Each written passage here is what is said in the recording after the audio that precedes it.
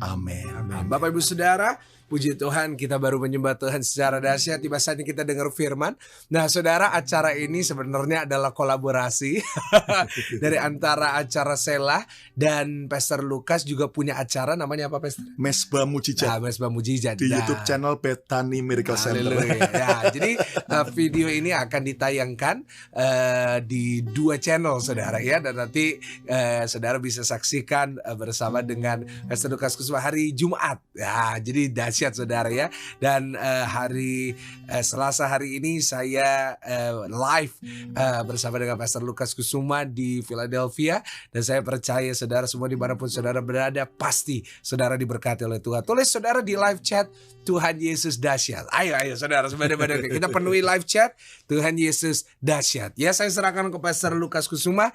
Nah, kita hari ini kembali bicara, kalau di acara Selah kita sudah bicara tentang iman yang Tuhan mau. Nah, setelah saudara tulis di live chat Tuhan Yesus dahsyat, tulis juga di live chat iman yang Tuhan mau. Saudara, minggu lalu di acara Selah kita sudah belajar tentang iman yang Tuhan mau dari seorang perwira. Dan hari ini kita akan belajar tentang iman yang akan di-share oleh Pastor Lukas Kusuma. Dan nanti saya akan juga sambung dari sisi saya untuk menyampaikan pesan Tuhan bagi saudara. Silakan Pastor Lukas. Iya, terima kasih. Saudara sekalian, iman adalah sesuatu dasar bagi kekristenan kita. Karena iman merupakan fondasi yang kuat dalam perjalanan kita bersama dengan Tuhan Yesus.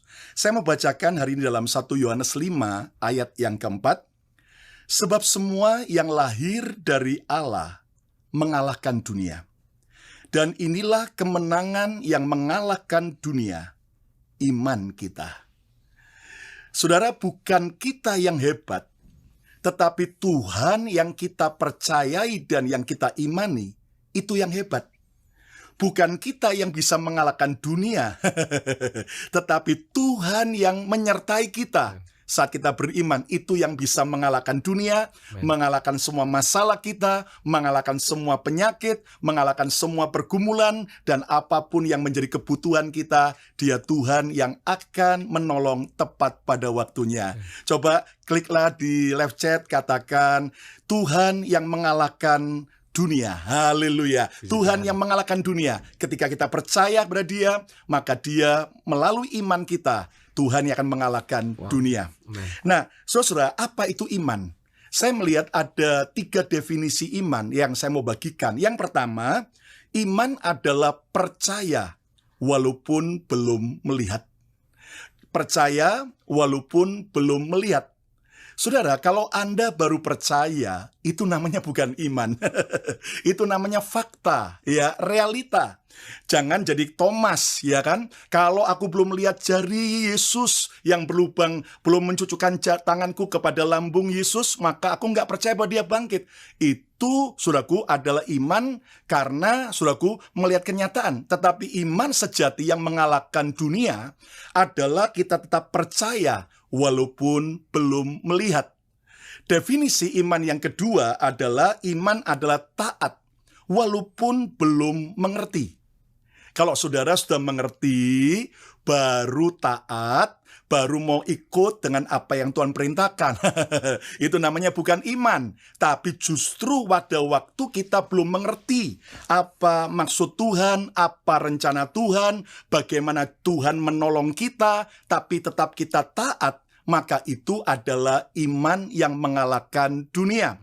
Dan yang ketiga, definisi iman adalah bersyukur walaupun belum ditolong. Ya, itu tanda orang beriman. Kalau saudara, ya, doa sudah dijawab Tuhan, lalu apa yang menjadi impian Anda kemudian dikabulkan, baru Anda kemudian bersyukur.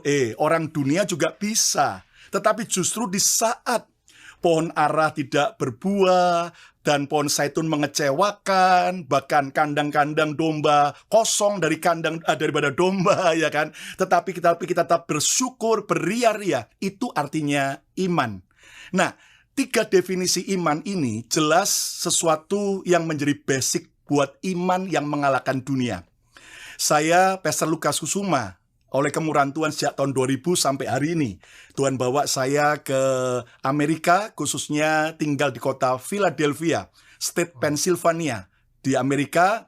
Dan kami merintis gereja dari tahun 2002 dari hanya 20 orang ya. Wow. Dan nggak punya apa-apa, bahkan kami diejek orang. Kamu memangnya mau nyewa hotel buat kebaktian, punya duit berapa? Saudara, jujur di saat itulah kami hanya mengandalkan Tuhan. Kami belajar tetap percaya walaupun belum melihat. Belajar tetap taat walaupun belum mengerti. Tetap bersyukur walaupun belum yaitu ditolong. Nah, yang kami lakukan, kami tetap belajar beriman, dan puji Tuhan, akhirnya Tuhan menolong sampai hari ini. Dan saudara, yang paling penting adalah ketika pada waktu pandemik ini, Pastor Michael, di mana ketika lockdown di awal 2020 ya, 2 tahun yang lalu, itu saudara, semua gereja, termasuk di Amerika, kami tidak boleh ibadah bersama. Ya, jadi akhirnya kami buat ibadah online. Dan otomatis saudaraku, gereja pun juga punya biaya operasional. Ya, gereja bukan cari duit, bukan co Yesus ya, tapi betul-betul mentuhankan Yesus. Tetapi bagaimana juga kita membiayai hidup para full-timer kita, para staff kita, dan juga ada pengeluaran-pengeluaran. Itu betul-betul drop sekali dan bahkan minus. Dan di saat itulah saya berdoa.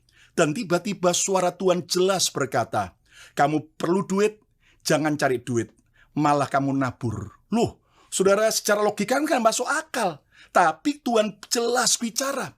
Makanya ketika nggak masuk akal, tapi kalau itu adalah perintah Tuhan, kami belajar melakukan.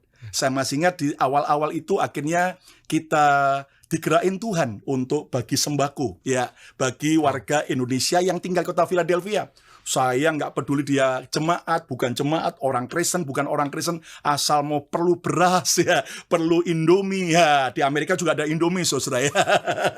Ya, dari Sabang sampai Merauke ya. Yeah. Nah, bahkan juga saudaraku beberapa kebutuhan-kebutuhan yang lain. Nah, silakan SMS, dan yang SMS banyak kita kirim ya, karena kita nggak mau berdekatan, jadi mereka nggak perlu ngambil, kita drop di depan rumah-rumah mereka. Tapi satu malam Tuhan ngomong begini, ini baru untuk kalangan kecil Indonesia. Aku mau kamu jadi berkat bagi bangsa-bangsa, memberi makan buat bangsa-bangsa. Saudara tahu, untuk operasional gereja saja kami dalam keadaan makin minus. Gimana mau jadi berkat bagi bangsa-bangsa? Dan kami akhirnya belajar melangkah. Beberapa jemaat, teman-teman, saya beri visi ini, mereka menangkap, kita menabur, kita beli beras sekian banyak, dan beberapa kebutuhan makanan, dan bukan hanya untuk saudaraku, yaitu orang Indonesia. Kami bagi buat komunitas, siapa saja dari bangsa-bangsa, orang Amerika yang white people, black people, maupun juga orang Asia yang di Amerika, saudaraku. Dan ternyata ketika kami belajar taat, nah ini paling penting, ketika kita belajar taat, melangkah saja, tiba-tiba Tuhan tuh mulai buka jalan. Saudara, jujur, kami itu sudah hampir 9 tahun, itu kami tiap bulan sekali, kita punya acara Bethany Share Love. Sebulan sekali kami kumpulkan barang-barang layak pakai, jadi baru baju-baju yang bekas tapi yang layak pakai dari jemaat, sepatu, tas, jadi kadang-kadang ada tas Gucci, tas gentong juga ya. Kita bagi ya, makan gratis, jadi ada hotdog dan sebagainya, air minum, soda buat siapapun di depan gereja. Nah, tapi saudara, ini kan Tuhan gerakkan setiap Kamis. Dan kami itu sejak 9 tahun sebelumnya, kami ini sudah dengar ada banyak food bank, di mana ada organisasi-organisasi untuk memberi makan orang-orang yang membutuhkan. Nah, kami ini sudah hubungi mereka. Nggak pernah ada yang respon. Tidak pernah ada yang membalas email, telepon, surat, nggak ada, saudaraku. Ketika kami mulai berbagi berkat, di depan gereja itu antri sampai beberapa blok. Saudara jujur, itu orang para dari food bank datang sendirinya, satu persatu. Tuhan buka pintu, sampai hari ini, saudaraku. Yang namanya ya Tuhan buka pintu itu ajaib. Asal kita belajar taat walaupun kita belum mengerti, saudara. Sampai akhirnya kami sekarang sering terima daripada yaitu, saudaraku, makanan-makanan dari supermarket. Ya, dari gitu, Target, dari Giant, dari juga Trader Joe yang organik nih, yang mahal-mahal, ya, yang hampir expired, lalu kemudian daripada dibuang, Nah, itu Bill Clinton pada waktu dia jadi presiden Amerika, akhirnya dia melihat di survei 1 tahun itu di Amerika dibuang makanan yang expired itu berapa ratus ribu ton. Nah, akhirnya dia buat undang-undang, itu nggak boleh dibuang, tapi didonasikan kepada non-profit, dibagikan gratis buat mereka yang membutuhkan, asal nggak boleh dijual. Dan yang menerima pun juga tidak boleh ngesu ya kalau sampai ada apa-apa. Dan ternyata sebetulnya dari expired pun, asal kemasannya makanan kering kemasan tidak rusak, tidak pesok, itu masih bisa bertahan setahun ternyata. Kalau makanan basah asal kemasannya tidak rusak masih 6 bulan. Nah, saudara, kami bagi itu. Kami bagi, saudaraku, sampai hari ini tiap Kamis. Tuhan tuh limpahkan berkat. Dan yang ajaib, Pastor Michael, sejak itu sampai hari ini, kami para full-timer, staff, dan beberapa tim inti jarang ke supermarket. Kelimpahan berkat, saudaraku. Nah, rahasianya apa? Asal kita belajar taat. Ya kan, itu iman. Dan ajaib akhirnya Tuhan juga kirimkan jiwa-jiwa mulai ketika kita kembali kebaktian onsite, dan Tuhan juga kirimkan berkat, dan akhirnya dengan tempo singkat kami bisa kemudian survive dan bahkan jadi berkat. Dan Tuhan juga gerakan kami menabur ke Indonesia, ke banyak hamba Tuhan di daerah, yatim piatu juga, saudara. Dan percayalah, pada saat kita taat, kita belajar, saudaraku, mengikuti apa yang Tuhan mau walaupun kita nggak ngerti, nanti Tuhan tuh buka jalan ajaib. Sampai hari ini tiap Kamis ya, kalau Pastor Michael mau ya Kamis nanti mampir. Ya, Pastor Gilbert sudah pernah ikut, wah dia happy sampai berapa blok antri, saudara. Dan indahnya kenapa? Yesus berkata lebih berbahagia memberi berkat.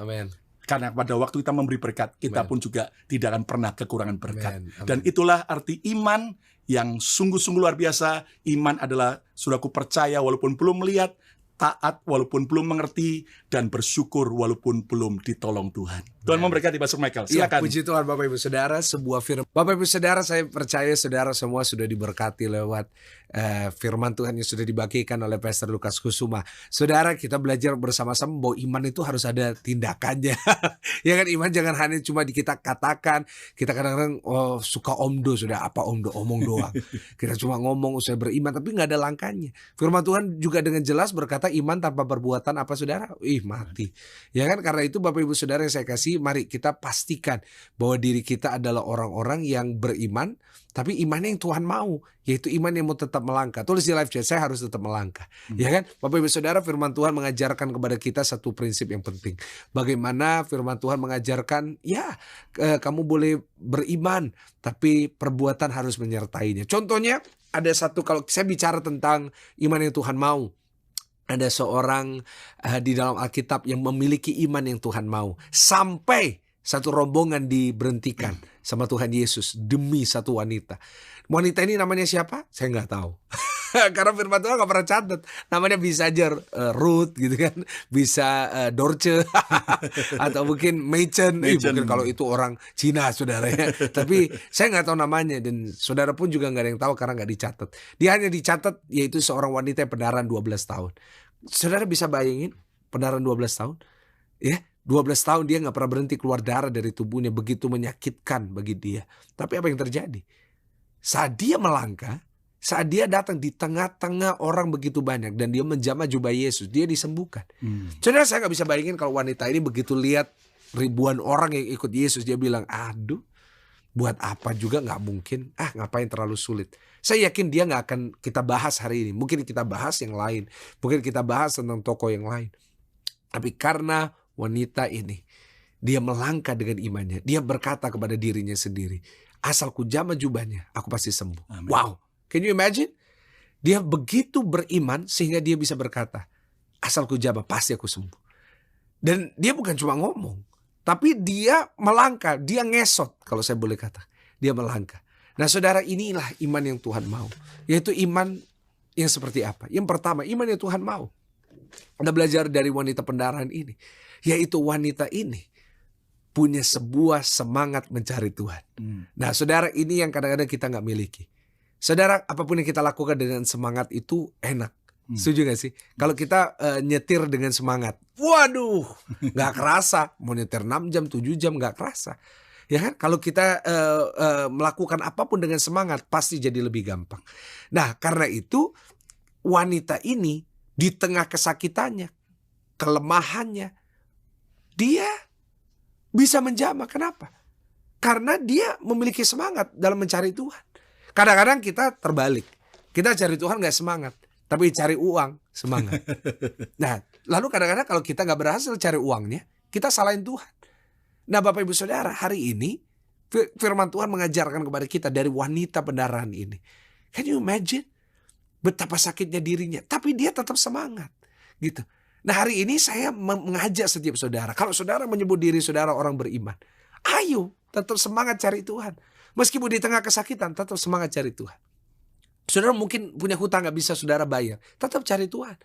Saudara mungkin hari ini rumah tangga saudara berantakan, punya masalah, persoalan, tetap cari Tuhan. Kenapa? Karena Tuhan satu-satunya yang bisa menolong. Saudara, kadang-kadang kita kalau ada masalah, kita carinya dunia. Kita cari pertolongan dari orang. Tapi saudara, satu hal yang saya renungkan, tidak ada satupun orang yang bisa menolong kita selain Tuhan. Amin. Bapak Ibu Saudara, kita jangan ngandalin manusia lah. Jujur, manusia sering mengecewakan ya. Kadang-kadang kita terlalu berharap sama manusia. Kadang-kadang kita berharap si A bisa tolong kita, ya kan? Si B bisa tolong kita. Wanita ini juga gitu. Wanita ini berharap dokter bisa tolong. Saya yakin wanita ini kalau 12 tahun, dia udah pasti cari dokter yang paling hebat di negara itu. Firman Tuhan berkata, dia udah datang ke semua tabib-tabib. Tapi semua gak ada bisa menyembuhkan. Malah menghabiskan uangnya. Saudara, kadang-kadang kita berharap terlalu besar kepada manusia. Kita mengandalkan manusia. Kita merasa manusia pasti menolong kita. Tapi jujur ya Pak, Bu, kadang-kadang manusia justru waktu kita perlu pertolongannya justru ngilang kan. Ya kan? Gak ada masalah selalu datang sama kita. Kalau kamu ada masalah, cari saya, telepon saya. Ini kartu nama saya. Ya kan? Tapi begitu ada masalah, ditelepon gak diangkat. Ditelepon nomor Anda tidak aktif. Kenapa? Karena kadang-kadang kita berharap kepada manusia, yang manusianya juga punya masalah. Ya kan? Tapi kalau hari ini saudara cari Tuhan, saudara semangat carinya bukan manusia, saudara bukan semangat cari pertolongan Tuhan, manusia, tapi saudara semangat cari pertolongan Tuhan. Saya yakin saudara punya iman yang Tuhan mau. Lalu yang kedua, yang terakhir Bapak Ibu Saudara, sebelum kita tutup dengan doa untuk acara ini, adalah bagaimana kita bisa punya iman yang Tuhan mau.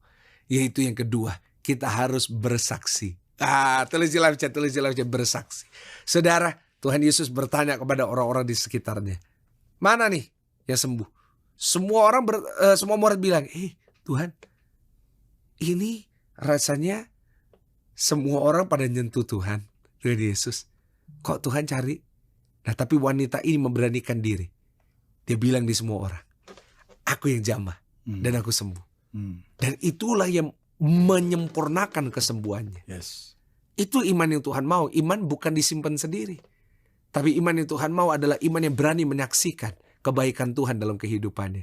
Saudara bisa bayangin, kalau setiap kita bersaksi, banyak jiwa yang kita bisa menang. Amin. Bapak Ibu Saudara, tadi Pastor Lukas sudah bersaksi. Saudara sudah dengar saya banyak bersaksi. Dan begitu juga saudara yang beriman. Mari kita belajar untuk bersaksi. Bagaimana Tuhan itu baik dalam kehidupan kita. Bagaimana Tuhan menolong kita. Bagaimana Tuhan menjamah kita. Dan saya percaya itulah iman yang Tuhan mau. Saudara, saya percaya setiap saudara sudah diberkati. Ya, di acara Selah maupun di Mesbah Mujizat. Dan saya yakin dan percaya setiap saudara yang saya kasihi adalah orang-orang yang luar biasa. Orang-orang yang diberkati oleh Tuhan. Apapun yang menjadi masalah saudara, saya percaya Tuhan pasti tolong. Amin. Ya, mari kita berdoa bersama-sama. Pastor Lukas boleh berdoa dan nanti saya juga doa buat setiap saudara. Silakan Pastor. Tuhan, kami percaya bahwa kami sudah mengerti bagaimana kami harus tetap beriman, percaya kepada Tuhan. Kami yakin bahwa iman harus punya sebuah tindakan ketaatan. Dan kami yakin bahwa pertolongan Tuhan tidak pernah terlambat. Berkati untuk setiap jemaat Selah, GSJS maupun jemaat Mesbah Mujizat Bethany Miracle Center. Supaya benar-benar kami mengalami terobosan, mengalami Tuhan yang ajaib. Dan kami melihat bahwa Tuhan yang mengalahkan dunia, Tuhan yang menolong kami dan membuat kami lebih daripada pemenang. Berkat-Mu menyertai kami semua. Hamba-Mu percaya berkat dari Allah Bapa, Allah Putra, Allah Roh Kudus menyertai setiap jemaat Tuhan. Dan usaha pekerjaan, studi, sekolah, bisnis, apapun yang dikerjakan, Tuhan yang tolong. Yang sakit Tuhan sembuhkan, yang punya masalah Tuhan buka jalan. Yang sedang susah Tuhan berikan penghiburan. Di dalam nama Tuhan Yesus, kami percaya hari ini Kau mendengar doa kami. Mari percaya sama-sama kita katakan, Amin. Puji Tuhan Bapak Ibu Saudara.